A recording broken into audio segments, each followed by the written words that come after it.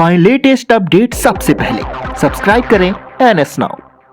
तो जिस प्रकार हमने बार बार कहा कि राजस्थान सरकार को भी चेतावनी दी और उनको अनन्य विनय किया, मुख्यमंत्री जी को भी कहा है, मुख्यमंत्री जी बजट में हमारा कुछ भला कर दो। हालांकि वो कह रहे हैं, हमने कहा कि भाई आप जैसे जो तरीका है आप उस तरीके को अपना के आप हमारा भला करो। इन 24,000 परिवारों को हम खुशी देखना चाहते हैं, आप इनका भला करिए।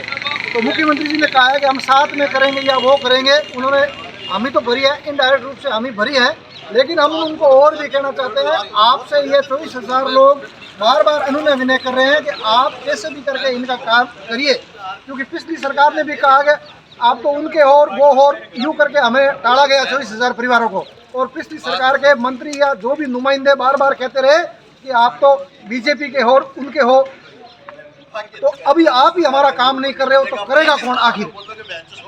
आप हमें 100 दिन की कार्य योजना में लेते हो और आप नियम बनाते हो कि 3 साल जिसका हो रहा है IAS पैटर्न से 3 साल हो रहा है उनका काम कर रहे हैं। अरे मुख्यमंत्री जी, हम आपको तो IAS पैटर्न से 5 साल दे रहे हैं। आप हमारे सामने कैसा भी अधिकारी कोई बिठा दो, हम आपको अनुभव की गणना एक एक करके बता देंगे।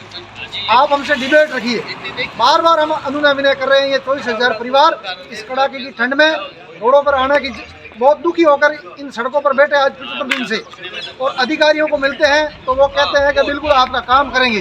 अरे कोई चीज़ की सीमा होती है, क्यों हमको आगे लेके जा रहे हो। हमारा काम जितने भी संविदा कर्मी हैं उनके साथ साथ में हमारा काम किया जाए। इस बजट में हमें बहुत सारी उम्मीद है और शिक्षा मंत्री जी ने कहा है कि इस बजट में आपका कुछ भला करेंगे। शिक्षा मंत्री जी, हमें बहुत उम्मीद है आपसे, इन 24,000 परिवारों से।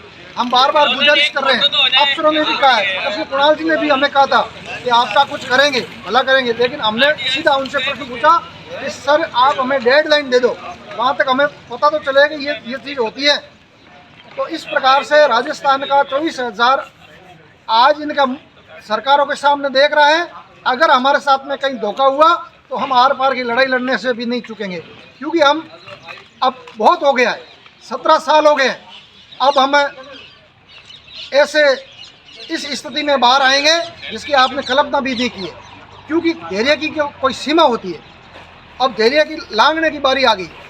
24,000 लोग आपको फील्डों में नहीं घुसने देंगे। हमने पहले भी कहा, आज भी कहा है, क्योंकि कोई चीज़ की सीमा होती है।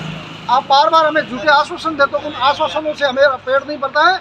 आप हमारा ठोस काम करिए, ठोस रणनीति के साथ में हमारा काम करिए। जय हिंद, जय संघर्ष, आपुराम सियार।